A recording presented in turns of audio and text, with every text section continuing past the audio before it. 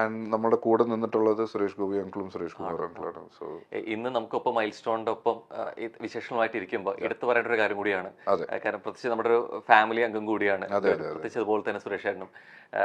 ഈ അച്ഛന്റെ വിയോഗത്തിലും അല്ലെങ്കിൽ പ്രധാനമായിട്ട് പെങ്ങളുടെ ഒരു കല്യാണം വരുന്ന സമയത്താണെങ്കിലും അച്ഛന്റെ സ്ഥാനത്ത് നിന്ന് അല്ലെ സുരേഷ് ഏട്ടനാണെന്നുണ്ടെങ്കിലും രാജി ചേച്ചിയാണെന്നുണ്ടെങ്കിലും ഒക്കെ ഒപ്പം നിന്ന് കണ്ട അതാണ് ആ സ്ഥാനം. മമ്മൂക്കയാണെന്നുണ്ടെങ്കിലും ഒപ്പം മാനേജ് അങ്ങനെ ഒരു സാന്നിധ്യം അവിടെ ഈ വിയോഗം അല്ലെങ്കിൽ നിങ്ങൾക്ക് ഒരു മിസ്സിംഗ് ഒരു രീതിയിൽ വരുത്തരുതെന്നുള്ളൊരു ദൃഢനിശ്ചയം ഉണ്ടായിരുന്നു. അത് അച്ഛന്റെ ബ്ലെസ്സിങ്സ് ആയിട്ട് തന്നെയാണ് കരുതുന്നത്. അച്ഛൻ എന്തുമാത്രം അവരുമായിട്ട് റിലേഷൻഷിപ്പ് മെയിൻറ്റെയിൻ ചെയ്തിരുന്നു എന്നുള്ളതിന്റെ ഒരു റിഫ്ലക്ഷൻ ആയിട്ടാണ് ഞങ്ങളത് കാണുന്നത്. പിന്നെ സുരേഷ് ഗോപി അങ്കിളുടെ കാര്യത്തിൽ പ്രത്യേകം പറയണമെങ്കിൽ സുരേഷ് ഗോപി അങ്കിൾ ഇങ്ങനെയാണ്. പിന്നെ ഇപ്പോ എനിക്ക് മാത്രമല്ല, ഞങ്ങൾക്ക് മാത്രമല്ല, പേഴ്സണലി അല്ല, സുരേഷ് ഗോപി അങ്കിളുടെ കൂടെ പല ചാരിറ്റി വർക്ക്സ് ചെയ്യുന്ന ആൾക്കാരുണ്ട് സുരേഷ് ഗോപി അങ്കിൾ. അത് അങ്കിൾ ഒന്നും കണ്ടിട്ടൊന്നുമല്ല. He's generally like that. It's very ഇൻഡസ്ട്രിയിലിരുന്ന് ഇങ്ങനെ ഒരു സോളിനെ കാണുന്നത് ഭയങ്കര അപൂർവമാണ് എന്നുള്ളതാണ്. ഞങ്ങൾ മൈൽ സ്റ്റോൺ മേക്കേഴ്സിന്റെ സുരേഷ് ഗോപി അദ്ദേഹത്തെ വെച്ചിട്ട് ഒരു ഫാൻസ് മീറ്റ് വെച്ചിട്ടുണ്ട്. തീർച്ചയായിട്ടും പ്രതീക്ഷിച്ച ഒരു സാന്നിധ്യം ഉറപ്പായിട്ടും വരേണ്ട പരിപാടിയായിരുന്നു. ഞാൻ നാട്ടിലില്ലായിരുന്നു, ഞാൻ ദുബായിലായിരുന്നു. അവിടെ ഇച്ചിരി പരിപാടിയൊക്കെ ആയിട്ട് നിൽക്കുമായിരുന്നു, അതുകൊണ്ട് വരാൻ പറ്റാതെ. ഇനി ഒരു പരിപാടി വെക്കുമ്പോൾ ഡെഫിനറ്റ്ലി അന്നൊരു പക്ഷെ വന്നിരുന്നെങ്കിൽ ഞങ്ങൾക്ക് കിട്ടാവുന്ന ഒരു പക്ഷെ അന്ന് ആ ഫാൻസ് മീറ്റ് കണ്ടുകൊണ്ടിരിക്കുന്ന പ്രേക്ഷകരുടെ ഏറ്റവും വലിയ നല്ലൊരു മൊമെന്റ് കൂടിയായി പോയേനെ എന്നുള്ളതാണ്. എനിക്കായിരുന്നു മിസ്സിംഗ്. സുരേഷ് ഗോപി അങ്കിളിന് അതൊരു മിസ്സിംഗ് അല്ല, എനിക്കതൊരു വലിയ മിസ്സായി പോയി. നാട്ടിലില്ലായിരുന്നു, ഇല്ലെങ്കിൽ ഞാൻ ഉറപ്പായിട്ടും വന്നേനെ. ഈ പലപ്പോഴും രതീഷ് എന്നൊരു താരോദയത്തിന് പറയുമ്പോൾ തന്നെ ഈ വരുന്ന കൂടുതലും ഐവിശേഷി ചിത്രത്തിലൂടെയാണ്. അത് ശ്രദ്ധിച്ച പടം എന്നുള്ള തുഷാരം കൂടിയാണ്. ഒപ്പം തന്നെ ഈ വളർച്ചയുടെ ഒപ്പം തന്നെ എടുത്തു പറയുന്ന ഒരു കാര്യമുണ്ട്, ജയൻ എന്ന അദ്ദേഹത്തിന്റെ അസാന്നിധ്യം കൂടി കുറേയേറെ സാധ്യതകൾ വന്നു എന്നുള്ളത്. ഇത്തരത്തില് ആ സമയത്ത് ഒരു ചർച്ചകളോ അല്ലെങ്കിൽ ഈ വിശേഷങ്ങളൊക്കെ അച്ഛൻ പങ്കുവച്ചിട്ടുണ്ടോ? ഇല്ല, നമ്മൾ അതിനെ കുറിച്ച് അങ്ങനെ പറഞ്ഞ പോലെ നേരത്തെ വി വർ വെരി യങ്. അപ്പൊ നമുക്കിടയിൽ സിനിമയെ കുറിച്ചുള്ള ഒരു ഡിസ്കഷൻ ഒന്നും ഇല്ലായിരുന്നു. നമുക്ക് അച്ഛൻ വന്നു കഴിഞ്ഞാൽ കറങ്ങാം, ഹോളിഡേ എവിടെയെങ്കിലും പോവുക, അങ്ങനത്തെ പരിപാടികൾ ഭയങ്കര ജോളി ആയിട്ട്. വളരെ ലേറ്റ് ആയിട്ടാണ് നമ്മൾ അറിയുന്നത് അച്ഛന്റെ ഒരു how big an actor he's in Malayalam industry എന്നുള്ളത്. നമ്മൾ അറിയുമ്പോഴത്തേക്ക് വൈകിപ്പോയി. ഡെഫിനറ്റ്ലി തിരിച്ചറിഞ്ഞത് വളരെ ലേറ്റ് ആയിട്ടാണ്. അപ്പൊ ഞാൻ പറയാറുണ്ട്, ഞാൻ അച്ഛന്റെ പടം കമ്മീഷണർ കണ്ടിട്ടാണ് ഞാൻ ആക്ടിങ്ങിലോട്ട് ഐ മീൻ വില്ലൺ ആവണം എന്നുള്ള ഒരു ഇത് വരുന്നത്. ലൈക്ക് നന്നായി, ബിക്കോസ് ഹീറോ പടങ്ങളൊക്കെ കണ്ടിരുന്നെങ്കിൽ ചിലപ്പോൾ ഞാൻ ആക്ടിങ്ങിന് വരത്തില്ലായിരുന്നു. പെർഫോം അത്രയും വലിയൊരു പെർഫോമൻസ് ഒക്കെ ചെയ്തു ഒരു ചിരി തൂക്കി പറയുന്ന ഡയലോഗിലാണെങ്കിലും ഭാവങ്ങളിലാണെങ്കിലും നോട്ട് വെരി ഭയങ്കര ലൗഡ് ആക്ടർ അല്ല, ചിരിയും കണ്ണുകളിൽ കൂടി എക്സ്പ്രസ് ചെയ്യുന്നത്. ആസ് എൻ ആക്ടർ ഏറ്റവും ഡിഫിക്കൽട്ട് ആയിട്ടുള്ള സാധനം കണ്ണുകളിൽ കൂടി എക്സ്പ്രസ് ചെയ്യുന്നത്. മലയാളത്തില് ഒരു ചിരിയിലൂടെ ഒരു വില്ലനിസം കാണിക്കാൻ കുറേയേറെ ഭയപ്പെടുത്താൻ കുറെ ഒന്നും അല്ലെ വലിയ രീതിയിൽ കാറ്റുകൂട്ടിൽ നടത്തേണ്ട എന്നുള്ളത് തെളിയിച്ച വ്യക്തിയാണ്. ഒരുപക്ഷെ നടനെന്ന രീതിയിലേക്ക് മാറുമ്പോഴും ഈ സിനിമകൾ ഓർത്തു വെക്കുമ്പോഴും അതിനേക്കാൾ ഉപരിയായിട്ട് ഓർത്തു വെക്കുക ആ കണ്ണുകളാണ് അല്ലെ. ആ കണ്ണുകളിലെ മിന്നി മായുന്ന ഭാവങ്ങളും എന്നുള്ളത് എടുത്തു പറയാതിരിക്കാൻ പറ്റില്ല എന്നാണ്. എത്ര തന്നെ സിനിമകളും ഈ മലയാളികൾ എപ്പോഴും രതീഷ് എന്ന വലിയ നടനെ ഓർത്തു വെക്കുന്നതിൽ പ്രധാന ക്യാരക്ടർ വരെ മോഹൻ തോമസ് ആയിരിക്കും. പക്ഷെ ഇത്രത്തോളം ക്യാരക്ടറിൽ ചെയ്ത് വെച്ചിട്ടുണ്ട് എന്നുള്ളതിൽ ഒരു മകനായിട്ട് അതില് മെയിൻ കാരണം എന്ന് വെച്ചാൽ അത്രയും നാൾ ഹീറോ ആയിട്ടിരുന്ന ആളുടെ ഒരു സ്വിച്ച് ചെയ്യുന്നത്. അതും ഇറ്റ് വാസ് വെരി ഡ്രാസ്റ്റിക്. അപ്പോഴും ആ വില്ലൻ ചെയ്യുമ്പോഴും നമുക്ക് എല്ലാവർക്കും അറിയാം അതില് ഭയങ്കര ലൗഡായിട്ടുള്ള എക്സ്പ്രഷനും കാര്യങ്ങളൊന്നുമില്ല. ഡയലോഗ്സ് കൂടുതലും മോഡുലേഷനിലാണ് ചെയ്യുന്നത്. അപ്പോൾ അത് ഭയങ്കരമായിട്ട് ആൾക്കാർ ഉൾക്കൊള്ളും അത്. സോ അതാണ് ഇപ്പോഴും എവിടെ പോയാലും ആൾക്കാർ ഫസ്റ്റ് പറയുന്നത് മോഹൻ തോമസ്. അതെ, ആ ഒരു ക്യാരക്ടർ. പക്ഷെ എന്റെ ചോദ്യം അതായിരുന്നു, ഈ ക്യാരക്ടർ പറയുമ്പോഴും ഒരു മകൻ നിലയിലും അല്ലെങ്കിൽ ഒരു നടൻ എന്നുള്ള രീതിയിൽ കുറേയേറെ ഒബ്സർവ് ചെയ്തിട്ടുണ്ട് അച്ഛനെ. അത്തരത്തിൽ ഏത് വേഷ ഏറ്റവും കൂടുതൽ ഓർത്തു വെക്കുന്നത്? ഞാൻ ശരിക്കും കമ്മീഷണറാണ് എന്റെ ഫസ്റ്റ് ഫേവറേറ്റ്. അത് കഴിഞ്ഞ് എനിക്കുള്ളത് രാജാവിന്റെ മകനിലെ ക്യാരക്ടർ ഇഷ്ടമാണ്, കൃഷ്ണദാസ് എന്ന് പറഞ്ഞ പൊളിറ്റീഷ്യൻ.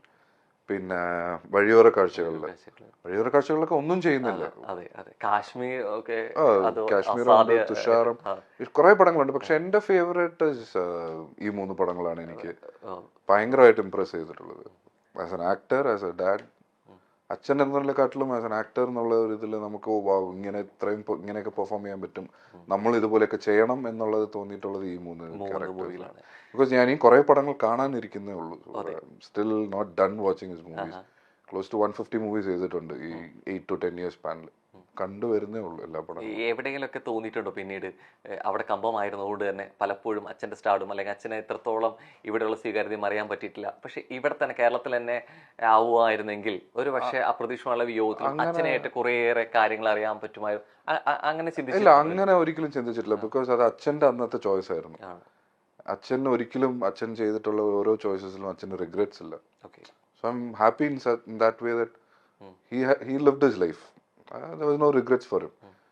So ആ ജേർണിയിൽ അച്ഛൻ്റെ ഇതിൽ നമുക്കും കൂടെ ആസ് എ സൺ ഓർ നിങ്ങളുടെ സിബ്ലിങ്സ് എല്ലാവർക്കും we are only proud and happy about how it was. അല്ലാതെ നമുക്ക് ഒരിക്കലും കേരളത്തിലായിരുന്നെങ്കിൽ ചിലപ്പോ നമുക്ക് ഇച്ചിരി കൂടെ നല്ലതായിരുന്നു അങ്ങനെയൊന്നും തോന്നിയിട്ടില്ല. ഈ അദ്ദേഹത്തിന്റെ മരണത്തെ കുറിച്ച് സംസാരിക്കുമ്പോഴും രതീഷ് നടനെ കുറിച്ച് സംസാരിക്കുമ്പോഴും ഈ മക്കളെ കുറിച്ച് പറയുന്നത്, പക്ഷെ പലപ്പോഴും ഈ അമ്മയുടെ വിയോഗം പലപ്പോഴും അറിഞ്ഞിട്ടില്ല.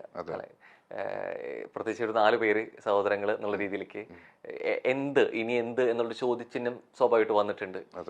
അവിടെ എവിടേക്കോ ഒരു സഹോദരനായിട്ടും ഒപ്പം തന്നെ ഒരു അച്ഛനായിട്ടും നിൽക്കേണ്ടി വന്നിട്ടുണ്ട്. അത് ടോട്ടലി അൺഎക്സ്പെക്റ്റഡ് ആയിരുന്നു. ബട്ട് സർട്ടൻ സിറ്റുവേഷൻസ് നമ്മളെ റിയാക്ട് ചെയ്യിപ്പിക്കും. Like you have to face the reality എന്നുള്ളത്. ആൻഡ് എൻ്റെ ഏറ്റവും വലിയ സ്ട്രെങ്ത് എന്ന് പറയുന്നത് ഞങ്ങൾ സിബ്ലിങ്സ് തന്നെയാണ്, എൻ്റെ സിബ്ലിങ്സ് തന്നെയാണ്. എന്നെ ഒരാളായിട്ട് എനിക്ക് ആ റെസ്പോൺസിബിലിറ്റി എടുക്കേണ്ടി വന്നില്ല. ഞങ്ങൾ 4 പേരും ഭയങ്കര അണ്ടർസ്റ്റാൻഡിങ്. ശരിക്കും താഴെയാണ് അല്ലെങ്കിൽ എൽഡറായിട്ട് ഒരാൾ ചെയ്യട്ടെ എന്നൊന്നും വിചാരിച്ചു അത് വന്നിട്ടില്ല. അതാണ് ഞാൻ പറയുന്നത്. സോ ആ ഞങ്ങൾ തമ്മിലുള്ള ബോണ്ടിങ് ആണ് ഞങ്ങൾ 4 പേരുടെ സ്ട്രെങ്ത്. പിന്നെ നേരത്തെ പറഞ്ഞ പോലെ ഞങ്ങളെ ഗൈഡ് ചെയ്യാൻ സുരേഷ് ഗോപി അങ്കിളും സുരേഷ് കുമാർ അങ്കിളും ഉണ്ടായിരുന്നു ആ സിറ്റുവേഷനിൽ. അത് അവരുടെ അന്നത്തെ ഹെൽപ്പും കാര്യങ്ങളും യു ക്യാൻ നെവർ എക്സ്പ്ലെയിൻ, വേർഡ്സിൽ പറഞ്ഞ് ലിമിറ്റ് ചെയ്യാൻ പറ്റില്ല. അത് ഇപ്പോഴും കണ്ടിന്യൂ ആവുന്നുണ്ട്.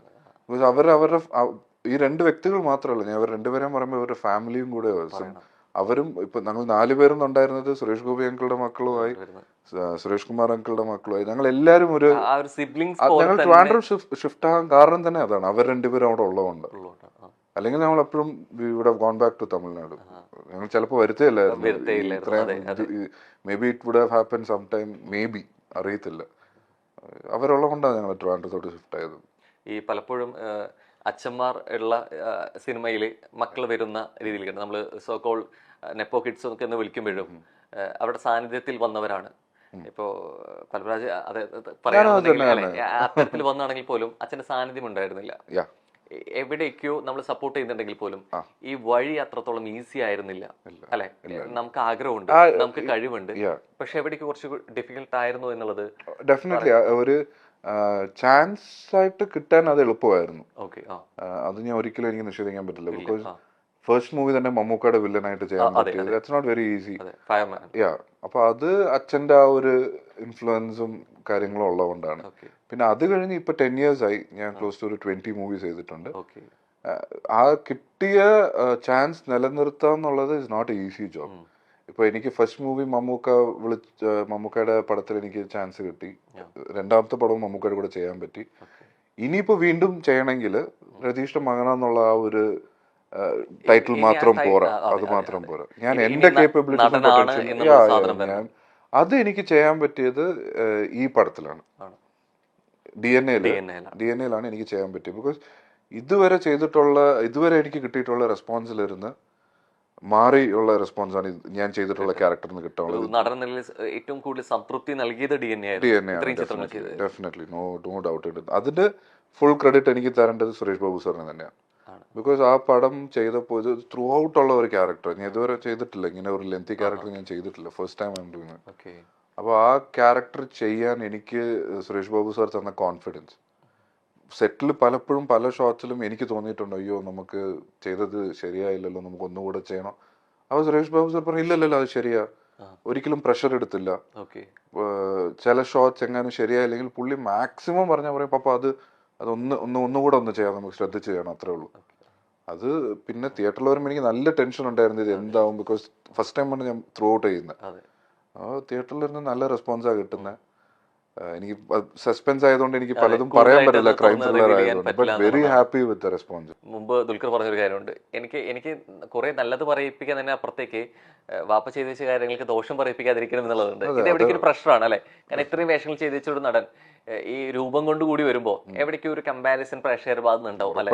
അച്ഛൻ ചെയ്തു വെച്ച് ഇങ്ങനെയാണ്, ഇനി വരാൻ പോകുന്ന ഇത്തരത്തിലായിരിക്കും എന്നുള്ളത് അല്ലെ? ഇത് ശരിക്കും നൽകുന്നത് ഒരു പ്രഷറാണോ അതോ അതിനേക്കാളേറെ സന്തോഷം? എന്താ കൂടുതൽ നൽകുന്നത്? സന്തോഷമാണ്, പക്ഷെ അതേപോലെ പ്രഷറുമാണ് ബ്രോ. എന്താ പറയാ, ലൈക്ക് അച്ഛനെ പോലെ ആണെന്ന് പറയുമ്പോൾ നമുക്ക് സന്തോഷമുണ്ട്. അത് പറയുമ്പോൾ തന്നെ അടുത്തത് അവര് പറയണ്ട, നമ്മൾ തന്നെ അത് ഓവർ തിങ്ക് ചെയ്ത് നമ്മൾ തന്നെ തിങ്ക് ചെയ്ത് പ്രഷർ ആവും. Definitely will have to deliver. അവർ അച്ഛനെ പോലെയെന്ന് പറയുമ്പോൾ അവർ നമ്മുടെ അടുത്ത് നിന്ന് എക്സ്പെക്ട് ചെയ്യുന്നതും അച്ഛന്റെ ഒരു ലെവൽ ഓഫ് പെർഫോമൻസസും കാര്യങ്ങളൊക്കെയാണ്. പക്ഷെ I try not to imitate. അച്ഛന്റെ സ്റ്റൈൽ ചെയ്യാൻ പറ്റത്തില്ല. അങ്ങനെ ചെയ്തു കഴിഞ്ഞാൽ ഇനിയും കൂടുതൽ എക്സ്പെക്ടേഷൻ വരും. സോ എൻ്റെതായിട്ടുള്ള ഒരു സ്റ്റൈലിൽ പുള്ളി ചെയ്തു വെച്ചിരിക്കുന്ന പോലത്തെ ക്യാരക്ടേഴ്സ് ചെയ്യണമെന്നുള്ളൊരു ആഗ്രഹമേ ഉള്ളൂ.